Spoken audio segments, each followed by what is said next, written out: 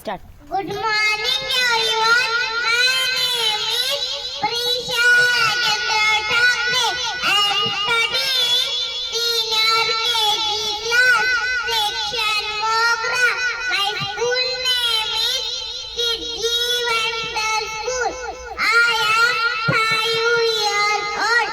I live in Rajgur Nagar. Today is 15 August. We are celebrating Independence Day. First, Papa, I wish you all a very happy Independence Day. Independence Day is most important day for India. On this day, in 1947, India got freedom from the British rule after long years of slavery.